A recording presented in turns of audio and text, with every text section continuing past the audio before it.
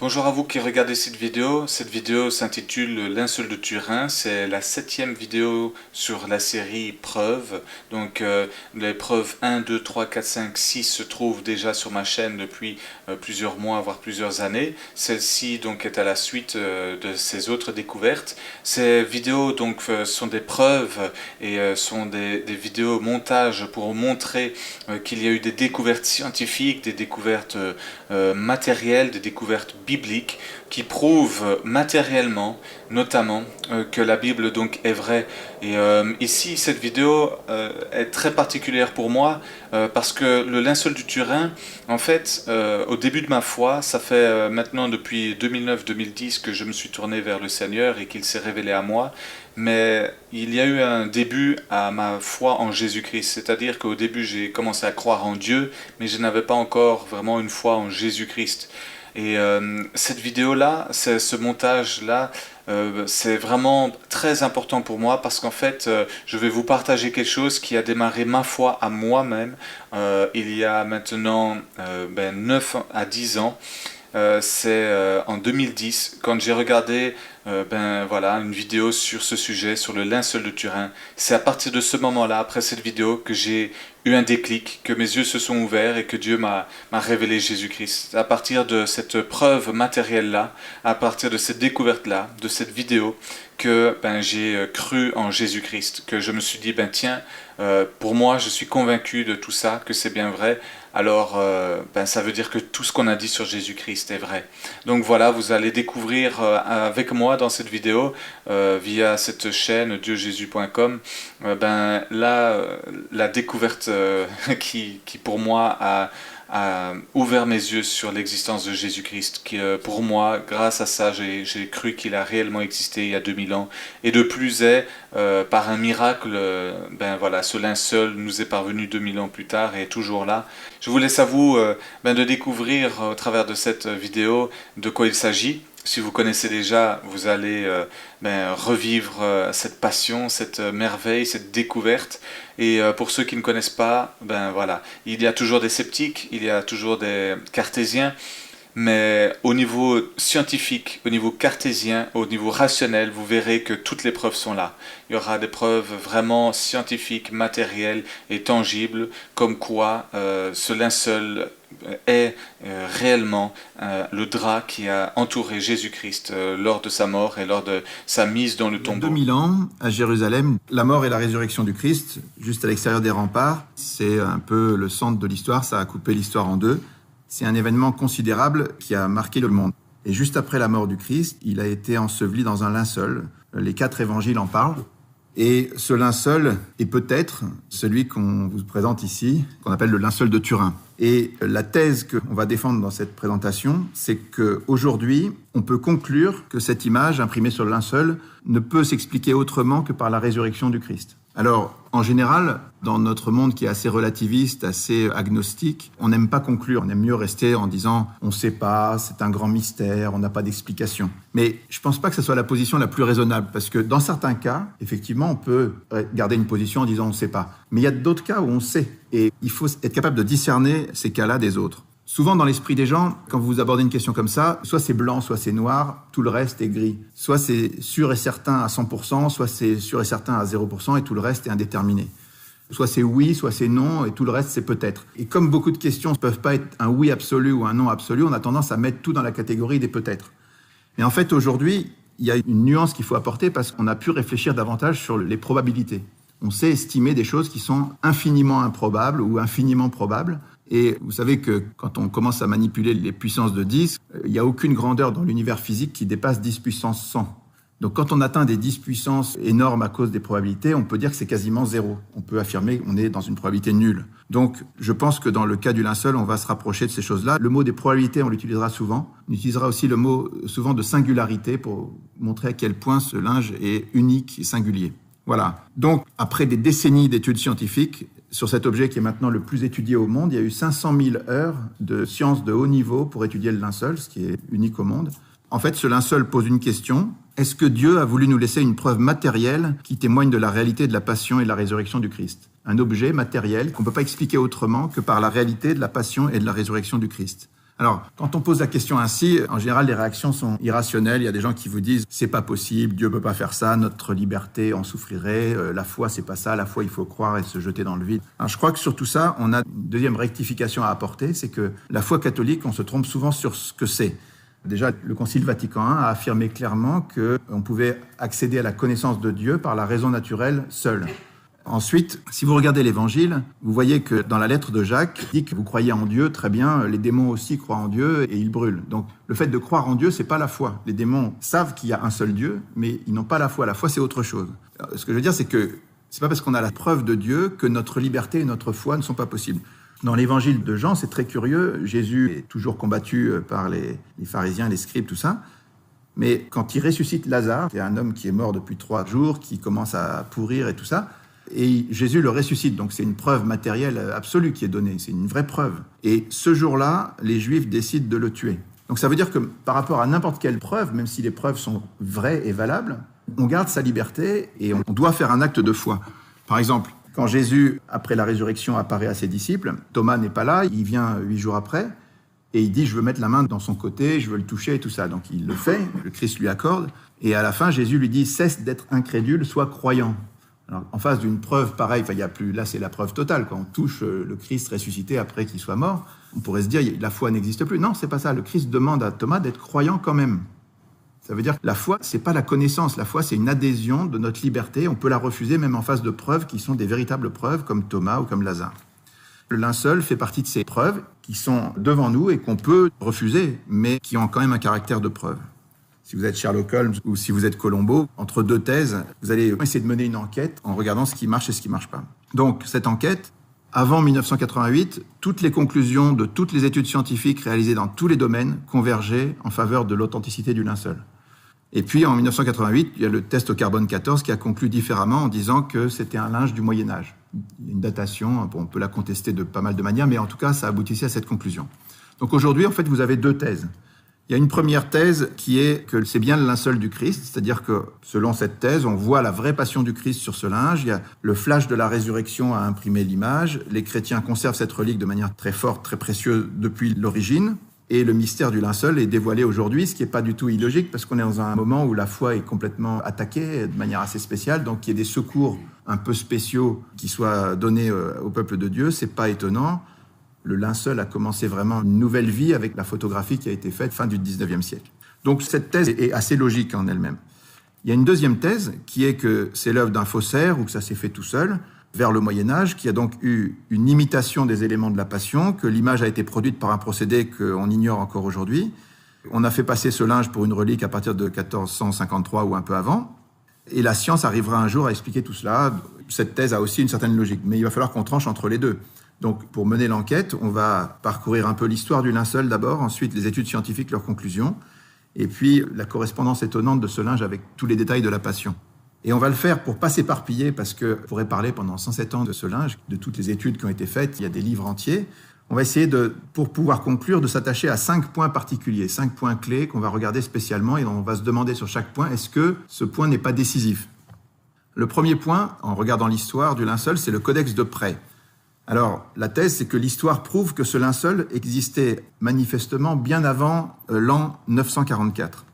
Pourquoi est-ce qu'on parle de l'an 944 ? Parce qu'on va voir dans l'histoire que c'est le moment où le linceul est arrivé à Constantinople. Et à partir de là, il est évoqué très précisément dans un livre qu'on appelle le Codex de prêt, qui est le premier texte en hongrois, qui est conservé à la bibliothèque de Budapest. Et ce document a l'avantage d'être historiquement incontestable. C'est-à-dire qu'on peut le dater très précisément entre 1192 et 1195. Et ce texte, on verra pour quelle raison, on ne peut pas nier que l'image qui est reproduite dans ce codex parle du linceul de Turin. Alors, si on reprend le fil de l'histoire un tout petit peu, Jésus est mort en l'an 30, il a été mis dans un linceul, et vous savez que la Vierge Marie, c'est l'image de l'Église, elle a le cœur qui vibre de la même manière que le cœur de l'Église, et donc, comme l'Église est attachée aux reliques et aux lieux saints, la Vierge l'était aussi. Donc les premiers disciples vont recueillir évidemment les précieuses reliques du Christ. On peut lister par exemple la couronne d'épines, la lance, le calice, les clous, l'éponge, le suaire d'Oviedo éventuellement, la tunique d'Argenteuil. Vous avez peut-être entendu parler de tout ça, et un jour on retrouvera aussi avec Sainte Hélène la croix du Christ. Tout ça, ce sont les reliques du Christ. Les premiers chrétiens les recueillent évidemment, mais pendant toute une première période, entre l'an 30 et l'année 544, on va dire, c'est une période de persécution, c'est-à-dire que les chrétiens sont pourchassés dans tous les coins du monde. Et il y a des martyrs, c'est très dur d'être chrétien, et donc évidemment, les reliques sont cachées. Donc c'est assez logique, on n'a pas de trace historique du linceul, qui a probablement été caché, et c'est vrai que quand on regarde le linceul, si vous regardez là, vous voyez sur les côtés, il y a des traces de marques d'eau. Et il y a des gens qui ont remarqué que si on plie le linceul sur lui-même, qu'on le met dans un vase, et qu'on imagine qu'il y a un peu d'eau qui se met au fond, et ben on peut arriver à des taches comme ça. Donc c'est une thèse qui est assez valable, qu'à un moment, le linceul a été plié et caché dans un endroit humide. Ensuite, l'année clé, l'année étonnante, c'est 544. Qu'est-ce qui se passe en 544 ? Tout d'un coup, il y a cette nouvelle qui est historique, qu'à Édesse, au nord de la Mésopotamie, une image miraculeuse, non faite de main d'homme, a repoussé les ennemis perses. Alors, qu'est-ce que c'est que ce royaume d'Édesse ? En fait, Édesse est le premier royaume qui est devenu chrétien à la fin du IIe siècle. Les chrétiens étaient persécutés dans tous les coins du monde. Il y a un royaume qui devient chrétien. Et comme par hasard, ce qui est assez logique, les reliques les plus importantes de la chrétienté vont trouver refuge en ce lieu. Et au moment où Édesse est attaquée, on sort un linge et les ennemis sont en déroute. Cette histoire est rapportée un peu partout. Donc on est à peu près sûr qu'il y a eu un événement étonnant autour d'un linge comme ça à Édesse en 544. Tous les témoignages disent qu'à Édesse, on parlait du visage du Christ. Alors, on a pu, avec les travaux de Aldo Guerreschi, remarquer qu'il y avait des marques de pliage sur le linceul. Il a été plié en 8. On peut imaginer qu'il a été gardé comme ça et qu'on voyait que la partie du visage et donc on disait que c'était le visage du Christ.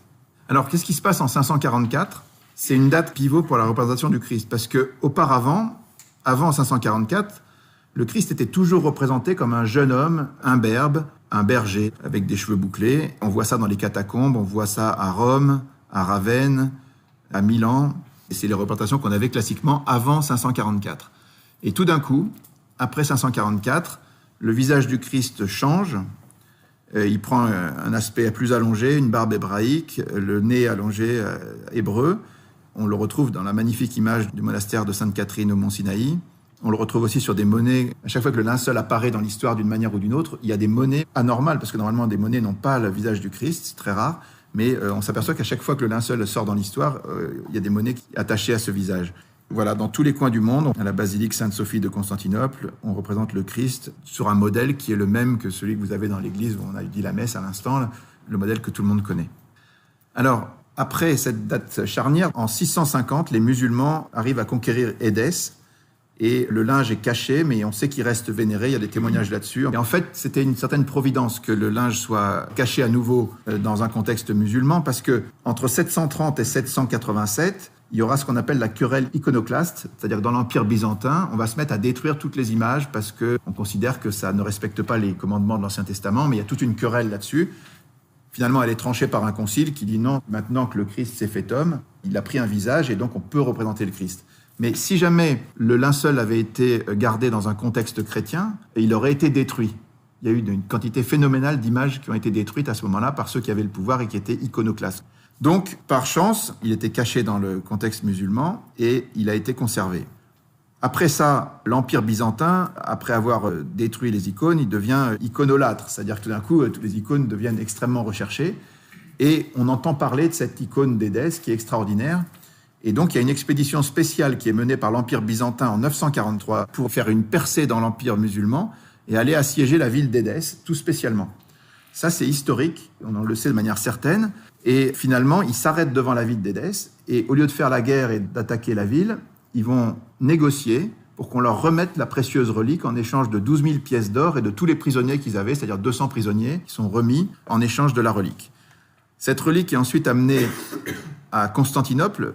L'empereur de Byzance la reçoit dans une procession triomphale. On a des dizaines de témoignages là-dessus. Ça se passe le 15 août 944. Il y a un dessin qui est publié 2 siècles après par Jean Skilitzès qui illustre ça. On voit l'empereur embrassant le visage du Christ sur un linge qui a une certaine longueur. Mais est-ce que c'est le linceul de Turin ? On s'en doute, mais on va l'apprendre de manière certaine grâce au Codex de Praye. Donc pour l'instant, le linceul est conservé dans l'église des Blachernes et au Pharos, c'est-à-dire l'église des Blachernes, c'est au nord de Constantinople, et le Pharos, c'est là où était l'empereur. On a des témoignages qui circulent de l'un à l'autre. Voilà. Grégoire le référendaire, qui est allé chercher le linceul à Édesse, qui a vérifié que c'était bien cette relique qu'on lui remettait en échange des 200 prisonniers et des pièces d'or, il évoque cette empreinte et il dit qu'elle est embellie par les gouttes de sang jaillies du côté du Christ. Donc on voit bien que ce n'est pas seulement un visage, il y a aussi le côté. Il y a d'autres témoignages encore. Mais finalement, comme je vous disais, vers 1190, le linceul est précisément évoqué dans le Codex de près, qui est ce premier texte en hongrois incontestable. Alors, qu'est-ce qui nous fait penser de manière certaine que c'est en voyant le linceul qu'on a dessiné cette image ? C'est simplement la position du Christ, la position des mains, et surtout le fait qu'on ne voit que 4 doigts du Christ. On ne voit pas le pouce. Et ça, c'est unique dans l'histoire du linceul. Il n'y a aucune image dans le passé qui avait pensé à exprimer un détail comme celui-là. Et d'où ça vient ? Eh bien, le chirurgien Barbet, qui a fait des expériences en 1932, il a écrit La Passion selon le chirurgien en regardant le linceul. Il a constaté que quand on plantait des clous dans l'espace de Desto, non pas dans les paumes des mains comme faisaient toutes les représentations du Christ, mais si vous faites ça sur un corps, que vous crucifiez, en fait, le poids du corps va déchirer la main et le corps va tomber. Donc les Romains, qui étaient un peu des experts en crucifixion, puisqu'ils en avaient fait des milliers, ils crucifiaient dans l'espace de Desto, c'est-à-dire au niveau du poignet, et là, le corps tient parfaitement. Simplement, quand vous mettez un clou à cet endroit-là, vous tapez sur un nerf et le pouce se rétracte. Et avec le corps qui est tétanisé, avec la rigidité cadavérique, le pouce va rester dans cette position-là. Et quand le Christ, sur le linceul, met les mains sur le bas-ventre, on ne voit que 4 doigts. Ça, c'est un détail auquel personne ne pouvait penser.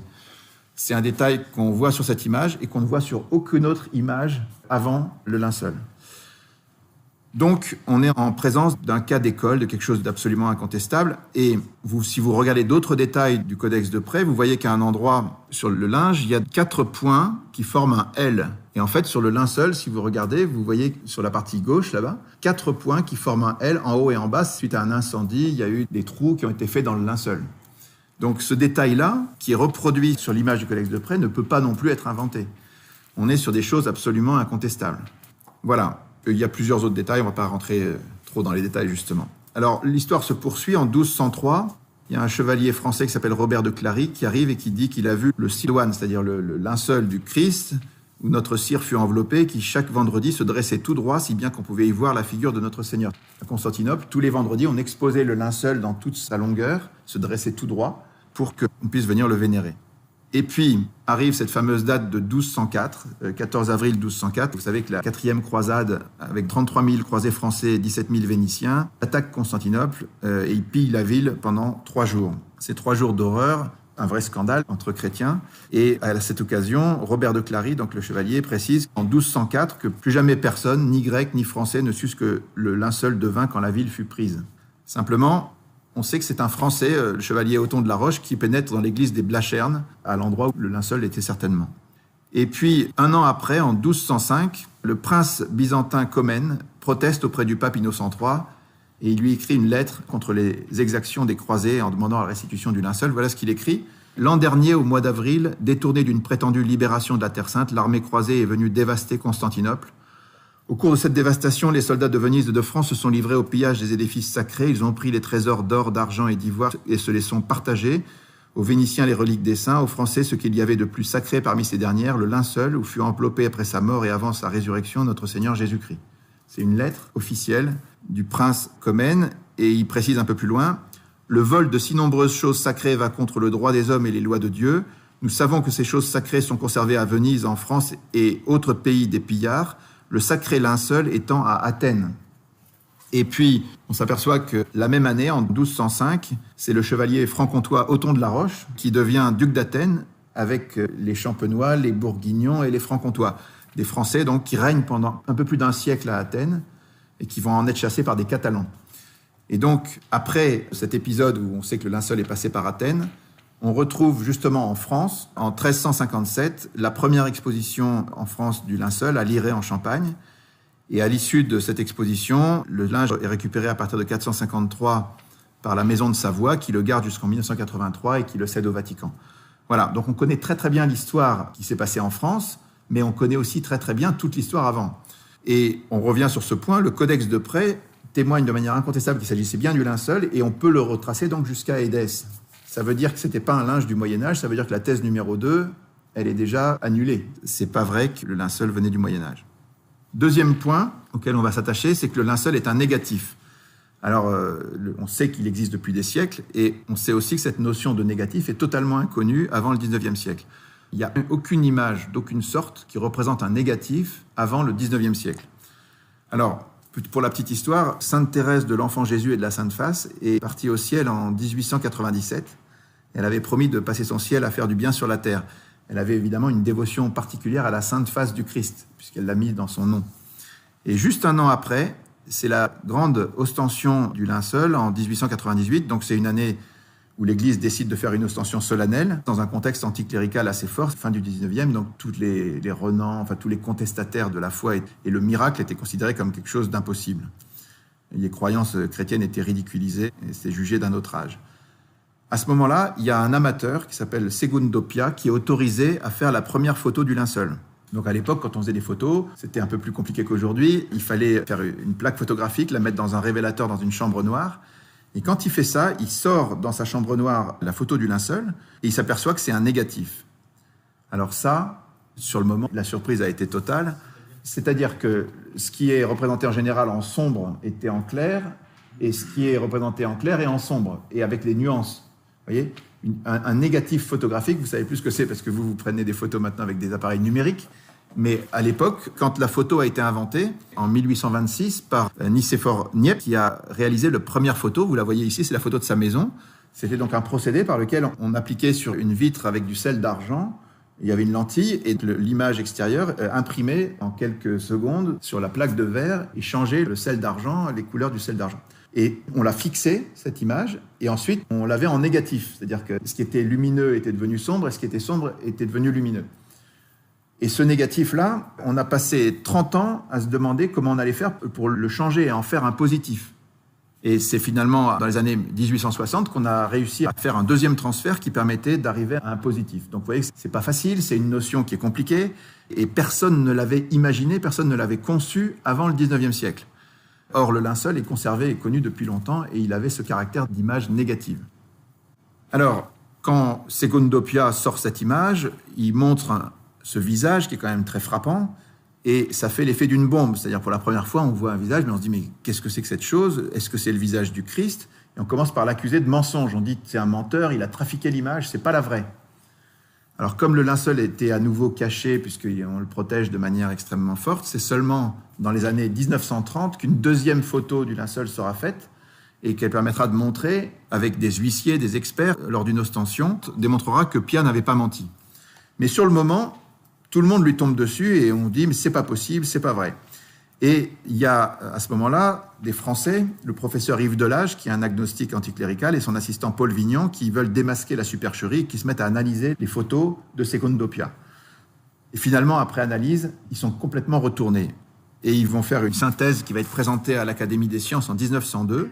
Et ils vont conclure en disant « Il n'y a aucun doute, ce linge porte l'empreinte extrêmement réaliste d'un homme qui est mort crucifié selon la manière de l'Antiquité romaine. » Ils font tout un développement et ils concluent en disant « À notre connaissance, il n'y a aucun autre condamné romain à la crucifixion qui ait subi en même temps une flagellation, un couronnement d'épines et un coup de lance, toutes choses qu'on retrouve inscrites dans l'image du linceul. » Alors, ce rapport fait scandale, l'Académie des sciences n'accepte pas et le président, qui est Marcelin Berthelot, qui est un anticlérical notoire, refuse d'enregistrer la déposition et ce qui a été dit devant tout le monde pour la première fois, on refuse de l'enregistrer pour des raisons idéologiques.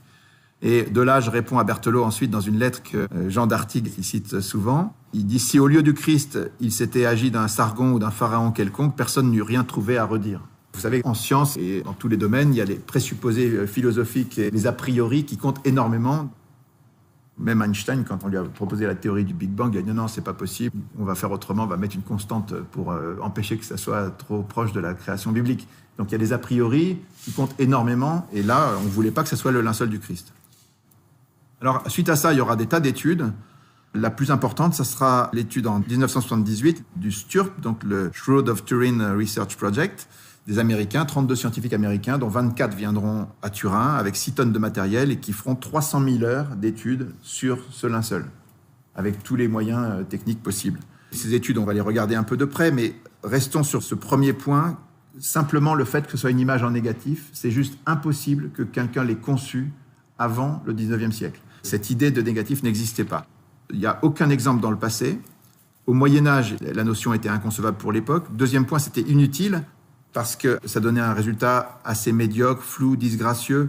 Et pourquoi créer un négatif illisible alors que l'image aurait pu être faite directement en positif, comme sur tous les faux linceuls connus au Moyen-Âge? Et puis, troisième point, il y a quantité de détails qui sont à peine perceptibles à l'œil nu. Si vous vous rapprochez du linceul, vous voyez presque rien. des choses qu'on peut appréhender avec des procédés photographiques très puissants, des procédés modernes. Et ces choses-là existent sur le linceul, il n'y avait aucune raison de les créer alors qu'on ne les voyait pas. Si jamais il y avait eu un faussaire, il aurait fallu qu'il travaille non pour ses contemporains, mais pour le XXe siècle. Globalement, c'est impossible. On peut s'arrêter sur ce deuxième point. À lui tout seul, il montre que le linceul ne pouvait pas être autre chose qu'authentique. Voilà un premier point sur la matière du linceul. Troisième point, ce linge est une sorte d'exposition de l'évangile de la Passion. On recense 18 détails inconnus au Moyen-Âge qui rendent l'image inconcevable aussi à cette époque. Toutes les études qui succèdent pendant un siècle vont conclure, donc comme on avait dit, de manière concordante, et c'est l'objet le plus étudié au monde. Alors d'abord, si on regarde le tissu lui-même, c'est un linge de 4,40 mètres par 1,10 m, qui est constitué d'un lin pur et tissé en chevron, c'est-à-dire un procédé de tissage qui était connu au Moyen-Orient au temps de Jésus. Et le lin pur avec un peu de coton, sans aucune trace de laine, ça correspond aux règles des métiers à tisser juifs. Pourquoi ? Parce qu'il y avait 2 textes de la Bible, dans le Lévitique et dans le Deutéronome, qui disaient qu'on ne devait pas porter sur soi un vêtement mêlé de 2 fibres différentes. Donc il fallait bien séparer la laine et le lin. Les métiers à tisser juifs avaient cette particularité, alors que dans tous les autres cas, il y avait toujours des petits bouts qui traînaient, on aurait trouvé un peu de lin ou un peu de coton. Chez les juifs, les choses étaient totalement séparées. Donc dans le linceul, on ne trouve pas de laine. C'est un deuxième point intéressant. Troisième point qui plaide pour l'authenticité, la nudité complète du corps. Jusqu'au Moyen-Âge, même quand on parle du linceul, on le rhabille. Donc que le corps soit entièrement nu, ce n'était pas du tout dans les mœurs. Il y a des gravures du linceul où on représente le linceul avec habillé pour éviter le nu. Donc ce point-là est intéressant aussi. Quatrième point très frappant, l'homme qui est sur le linceul a été violemment flagellé. On voit 120 traces de coups avec ce qu'on appelle le flagrum romain. Ce sont des petites haltères avec une double bille qui sont caractéristiques des fouets romains. Et si vous regardez bien dans le détail du dos du Christ sur le linceul, à chaque fois vous avez des petits couples comme ça qui correspondent à ces petites haltères avec lesquelles on l'a fouetté. Ça, c'était aussi très très dur à inventer pour des gens qui vivraient au Moyen-Âge. Et on voit bien qu'il a été fouetté par un frappeur à gauche et un frappeur à droite. En double éventail, comme on dit, il était pendu comme ça, comme on le voit sur cette image. Et les 2 frappaient de chaque côté, les coups se sont distribués comme s'il y avait vraiment 2 frappeurs. Donc ça, c'est des choses aussi très difficiles à inventer. 5e point, sur la tête, on voit de multiples traces de saignement causées par des épines qui ont percé le cuir chevelu. Alors, Jean d'Artigues insiste en disant, si on refait le fil de l'histoire, c'est évident. Sur le moment, quand les soldats ont improvisé la couronne d'épines du Christ, ils ont pris le premier buisson à côté, ils sont un peu piqué les mains, mais ils ont fait une sorte de couronne et ils ont cerclé ça avec quelque chose. Donc la couronne du Christ que Saint-Louis a achetée si cher pour la garder à Paris, dans la Sainte-Chapelle, en fait, c'est surtout la partie qui entourait les épines. Voilà, donc cette logique qu'on déduit des évangiles, on la retrouve sur le linceul de Turin avec une couronne d'épines qui a percé le cuir chevelu du Christ, en bonnet et non pas de manière circulaire. Ensuite, il y a le coup de lance. Cet homme a reçu, après sa mort, on peut le prouver, un coup de lance sur le côté qui a percé le péricarde. Il y a eu des écoulements de sang qu'on peut voir sur le linceul. Il y a eu aussi du sérum parce qu'on a fait de la spectrographie, c'est-à-dire qu'on a envoyé une lumière sur le linceul et on s'est aperçu avec la lumière qui a été réfléchie qu'il y avait des traces de sérum humain sur cette partie du Christ. Donc quand l'évangile dit qu'il va sortir du sang et de l'eau, on est pile dedans. C'est un détail aussi qu'on aurait vraiment du mal à inventer au Moyen-Âge. Au niveau du visage, on voit des coups violents, on voit le cartilage nasal qui a été dévié, des tuméfactions sur le nez et sur la joue, quelqu'un qui a subi des coups. C'est un 7e point. On a parlé de ces clous dans les poignets qui sont vraiment quelque chose de tout à fait extraordinaire. Toutes les représentations du Christ avant le linceul mettaient les clous dans la paume des mains et l'exactitude scientifique, elle est sur le linceul. Voilà. Il y avait aussi plusieurs études sur les pollens. Alors elles sont contestées parce qu'il n'y a pas eu de publication scientifique sérieuse. Jean d'Artigues disait que la raison, c'était que quand les gens ont fait des recherches sur les pollens, ils ont appliqué des colles pour pouvoir extraire les pollens du linge et les colles déforment les pollens, donc c'est difficile à publier. Mais toutes les études ont dit qu'il y avait des pollens endémiques, c'est-à-dire des pollens qui ne se retrouvent que dans la zone de Jérusalem au moment de la Pâque, du printemps des Juifs. Donc, même si ces études sont contestées, c'est aussi un élément quand même important qui a été testé par plusieurs équipes. Un autre point qui, lui, pour le coup, n'est pas contesté, c'est qu'on a retrouvé de la poussière d'aragonite, la pierre calcaire de Jérusalem. L'aragonite existe dans d'autres endroits du monde, mais on la retrouve dans le nez, les pieds et un genou de l'homme qui est sur le linceul. Donc, dans l'hypothèse du Christ, ça colle parfaitement. Il est tombé dans sa passion, il a tapé sur le sol, et qu'on retrouve des petits fragments de la poussière d'aragonite, ça se justifie complètement. Et si jamais quelqu'un devait créer un linceul au Moyen-Âge en France, jamais il penserait à mettre des petits cristaux d'aragonite de la pierre de Jérusalem pour tromper son monde. Enfin, c'est juste impossible. 11e point, il y a eu un contact réel d'un corps humain avec du sang, de la sueur, du sérum, mais aucune trace de putréfaction, qui en général vient avant 30 heures. Pas toujours, il y a des corps conservés miraculeux dans l'Église catholique, mais en général, entre 30 et 40 heures, vous avez déjà des traces de putréfaction, il n'y en a aucune sur le linceul. Donc le corps n'est pas resté longtemps en contact avec le linceul a priori. Ensuite, si vous regardez bien au niveau des traces de sang, vous voyez que d'abord, l'image qui a été produite sur le linceul, qui représente le corps, elle n'imprime pas en dessous des taches de sang. Donc les taches de sang existaient avant la production de l'image. Mais surtout, quand vous collez un corps humain, le sang coagule très très vite. Et ensuite, quand vous arrachez le corps, vous arrachez une petite partie des parties microscopiques des fibres. C'est obligatoire. Et bien, dans ce cas particulier, c'est comme si le corps s'était désintégré, il n'y a aucune trace d'arrachement des fibrilles. Ça, c'est quelque chose qui a convaincu des tas de gens du fait qu'on parle du corps du Christ qui s'est transformé en corps glorieux. Donc c'est très important de pointer qu'il n'y a pas eu de déchirement des fibres lors de l'arrachement du corps. Et puis le sang qu'on trouve sur le linceul, il est d'un groupe très rare, d'un groupe AB, qui est le même sang qu'on retrouve sur le suaire d'Oviedo et sur la tunique d'Argenteuil. Donc tout ça colle parfaitement. Dernier point très frappant, il y a un témoignage qu'il faut voir de Barry Schwartz, qui est un photographe juif qui a participé aux travaux du Sturp en 78. C'est un juif qui a suivi l'étude du linceul avec toute l'équipe et qui était passionné par tout ça. Mais il avait un point qui le gênait un peu, c'était que le sang sur le linceul était rouge. Et il dit, mais c'est pas possible, le sang, au bout de quelques heures, et en quelques années encore plus, il devient noir. Et finalement, un jour, on lui a appris que quand un corps est soumis à un stress intense pendant plusieurs heures, il émet de la bilirubine. La bilirubine qui est générée par le corps va fixer le sang dans le rouge. Et quand il a appris ça, donc si on parle du Christ, il a subi toute l'agonie, il a un stress terrible pendant toute la passion, son corps a été traumatisé, et cette sécrétion de bilirubine justifie que le sang devait rester rouge. Donc là aussi, quelque chose de tout à fait frappant. L'homme avec qui j'avais travaillé à Los Alamos m'a rappelé et m'a dit « Barry, que sais-tu du linceul de Turin ?» J'ai ri et j'ai dit « Mais je suis juif !» Et il m'a dit « Moi aussi, il était juif aussi !» Il m'a expliqué qu'à ce moment-là, plusieurs scientifiques avaient pris une photo du linceul. Et il me dit qu'ils étaient tellement étonnés que cette image ait de telles caractéristiques qu'ils allaient rassembler une équipe de scientifiques pour voir s'ils pouvaient obtenir la permission d'aller à Turin et examiner le linceul pour essayer de comprendre comment cette image s'était formée.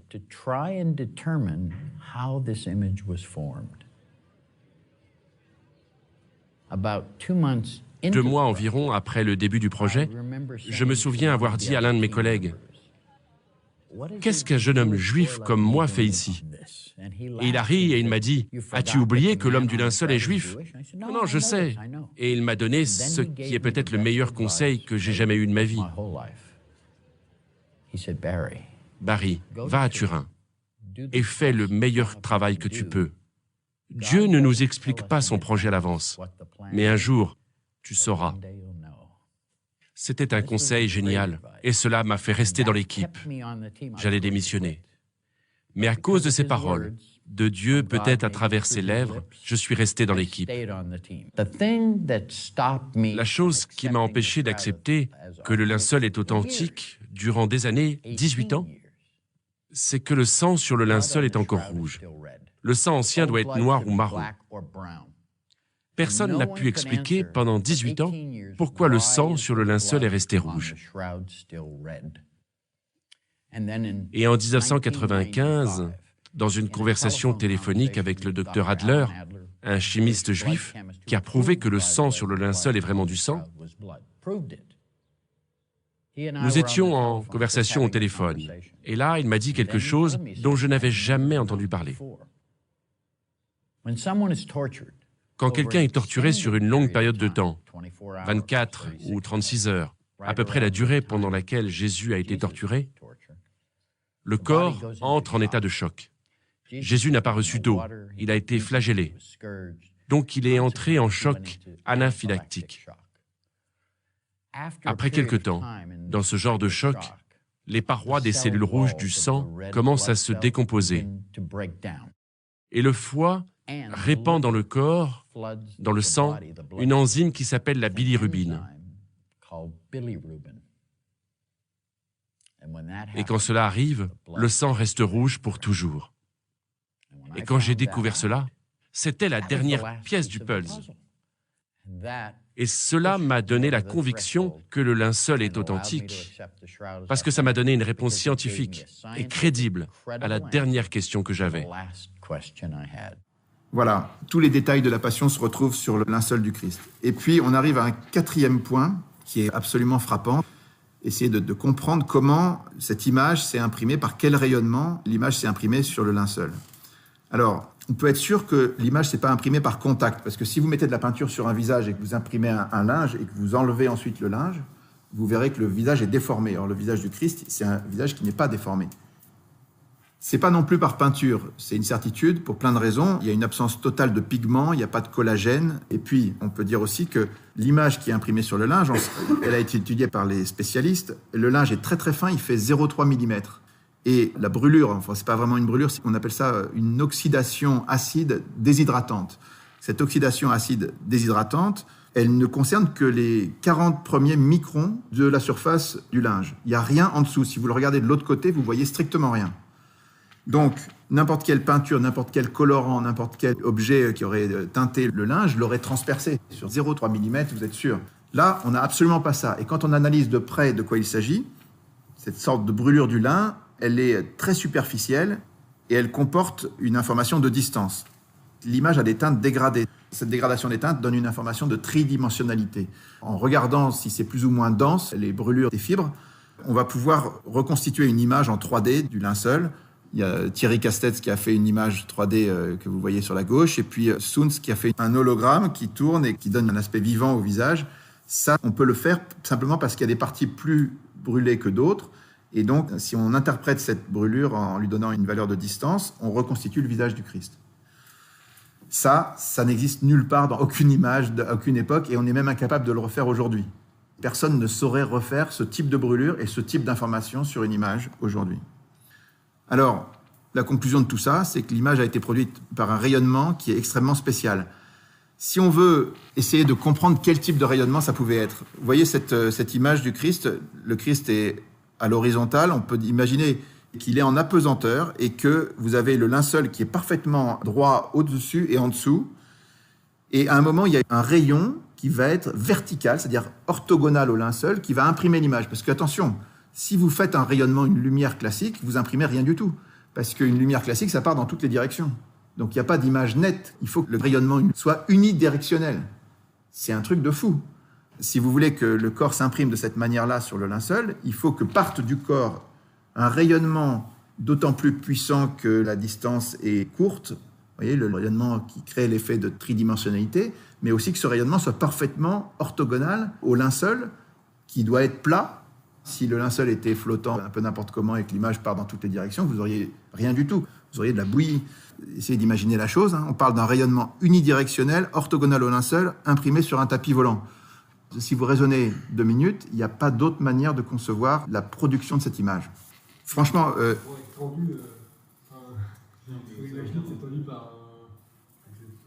Oui, ça pourrait être tendu par autre chose. Ok, mais il faut qu'il soit bien plat. Et non, le truc le plus dingue, c'est que si jamais tu mets une bougie près d'un linge ou une très forte lumière, tu vas avoir un gradient de brûlure, mais pas une brûlure comme ça. Donc c'est ça qui est fou. C'est pas tellement l'apesanteur et tout. Ce qui est fou, c'est le rayonnement directionnel. Parce qu'il n'y a pas d'autre explication pour faire une image nette. Voilà. Alors au milieu de tous ces éléments concordants qui viennent de différents domaines d'études, la datation au carbone 14 a posé une date différente en disant ça peut être entre 1238 et 1430. Voilà la conclusion de la science, entre guillemets. J'aime bien le point d'exclamation après. La science qui est censée être neutre, elle date le linge du Moyen-Âge, elle met un point d'exclamation. Bon. Mais si vous réfléchissez 2 secondes, il y a eu forcément un rayonnement sur le linceul. Le père Rinaudot a donné l'explication la plus sensée. Il a dit ce rayonnement, quand on a essayé de faire d'autres expériences pour essayer de s'approcher de cet effet sur le linceul, il s'est aperçu que quand on bombardait le linceul par l'éclatement de particules de deutérium, avec des protons et des neutrons, ça donnait ce type d'oxydation acide déshydratante très proche de celle du linceul. Et donc, voilà, on a un petit modèle du genre d'effet qu'on peut atteindre. Mais quand vous faites un bombardement avec un rayonnement comme ça, vous allez changer le taux de carbone 14. Parce que, justement, les protons et les neutrons vont changer le taux de carbone 14 et vous rajeunissez le tissu. Donc, en fait, il y a une explication qui est tout à fait cohérente, c'est qu'il y a eu un rayonnement de type inconnu en l'an 30, et que ce rayonnement a perturbé le taux de carbone 14 sur le linceul. Cinquième et dernier point, la singularité absolue. En fait, cet objet, on a bien vu, il est unique et non reproductible de 1000 manières. Comment expliquer qu'il n'y ait aucun autre objet de ce type, qu'on s'en rapproche en rien? Il n'y a aucune image qui reprend même 2 ou 3 aspects de cette image unique au monde. Alors, le raisonnement est très simple. Si cette image pouvait venir de causes naturelles communes, il y aurait d'autres cas semblables. Le fait que l'image ait été provoquée par la résurrection du Christ est la seule réponse cohérente, parce que si vous avez un événement absolument singulier comme la résurrection du Christ, c'est normal que ça produise un effet absolument singulier comme cette image. Vous avez une singularité qui répond à une autre singularité. Si par contre vous excluez la résurrection du Christ et vous voulez que ce soit une cause naturelle ou une cause humaine, il n'y a aucune raison qu'il n'y en ait pas eu d'autre. Vous voyez, il y a une bijection entre la singularité du linge et la singularité de l'événement de la résurrection. Bien. Voilà. Alors, si on essaie d'être honnête dans le raisonnement, chacun de ces points clés dont on a parlé permet de conclure. On peut essayer de résumer tout ça dans un arbre logique. Si vous considérez le linceul de Turin, soit il a été fait par quelqu'un, soit personne ne l'a fait. S'il a été fait par quelqu'un, on sait que c'est forcément au Moyen-Âge ou avant le Moyen-Âge. Or, c'est impossible parce qu'il y a 18 détails qui étaient absolument inconcevables, inconnus au Moyen-Âge. L'image ne pouvait pas être conçue de cette manière-là. On parle du négatif, du tissage, des clous, de la forme des plaies, du sang, du pollen, des calcaires, tout ça.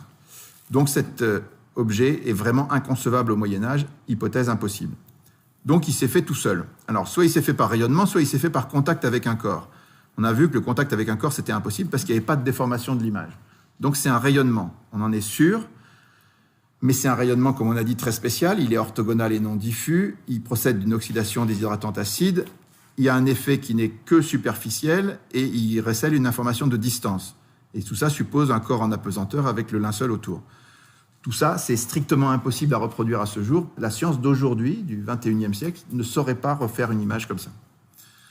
Donc, on peut se dire, ce rayonnement, est-ce qu'il a pu être produit par une cause naturelle ou est-ce qu'il est produit par une cause surnaturelle?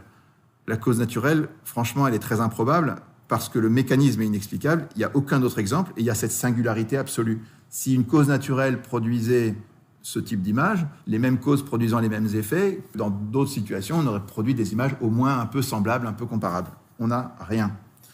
Donc cette solution est aussi à exclure. Donc en fait, on n'arrive qu'à la seule solution possible, la cause surnaturelle. C'est la seule explication cohérente. Donc on parle d'une image produite par le flash de la résurrection, le corps du Christ avec l'intégralité de l'évangile de la Passion, parfaitement logique, une cause singulière qui explique un effet singulier. Voilà, on est dans quelque chose d'extrêmement logique. Donc en conclusion, à lui tout seul, ce linceul devrait changer le monde. C'est-à-dire que vous présentez la preuve matérielle. Et en gros, vous pouvez dire que l'athéisme est faux. Et alors l'islam en particulier, parce que l'islam dit que le Christ n'a pas été crucifié. Petite parenthèse sur l'islam, c'est quand même étonnant. L'islam dit que les chrétiens vont aller en enfer parce qu'ils croient que Jésus est ressuscité. Bref, ils associent à Dieu ce qu'il ne faut pas associer. Mais dans la vision de l'islam, c'est Dieu qui a substitué au Christ un sosie. Donc Dieu a trompé les chrétiens, en fait, en quelque sorte, et il va leur reprocher ensuite de croire que c'était vraiment Jésus alors que c'est lui qui l'a choisi. Donc, bref. Donc, dans l'islam, on dit que Jésus n'a pas été crucifié, donc si cela est Jésus crucifié, ça ne marche pas. Donc la foi chrétienne est vraie, et quand on relit la Passion, on est touché aussi, parce que le Christ nous a aimés au-delà de tout ce qui est imaginable. Donc voilà, si on devait s'en tenir à un raisonnement rationnel, on devrait conclure qu'on doit se convertir, que le Christ est vraiment... Oui. Mais la question, c'est que, en fait, moi, c'est quelque chose que j'ai découvert dans le temps, parce que quand j'étais jeune, comme vous, je pensais que les gens étaient raisonnables, je pensais qu'on était tous raisonnables, et que c'était la raison d'abord, et qu'en fait, derrière ça, on suivait notre raison, on était des êtres raisonnables. Et bien, en fait, plus ça va, plus je pense qu'on n'est pas du tout des êtres raisonnables. C'est que la plupart des raisonnements se font sur le sentiment, les intérêts, et en fait... avouer que Dieu existe, avouer que le Christ est vraiment Dieu incarné, mort, ressuscité, ça gêne beaucoup de gens parce qu'ils ont l'impression qu'ils vont y perdre leur autonomie, leur liberté, ça remet en cause leur vie, donc ils préfèrent renier tout ça. Voilà un peu. Mais soyons rassurés, nous les chrétiens, on peut penser que la raison est avec nous et que le linceul est le vrai linceul du Christ. Voilà ce que je pense. Je vous remercie.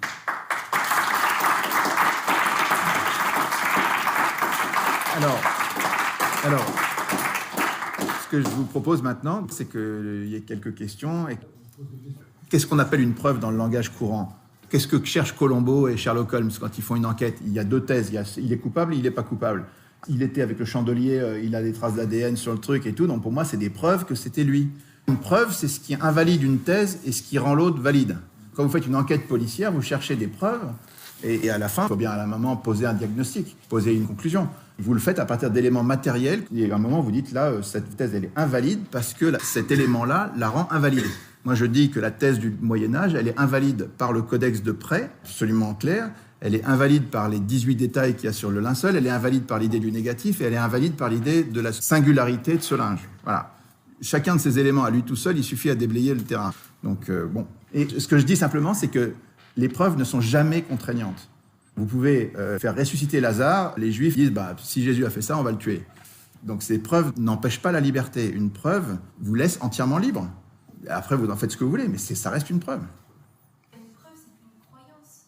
Pardon ?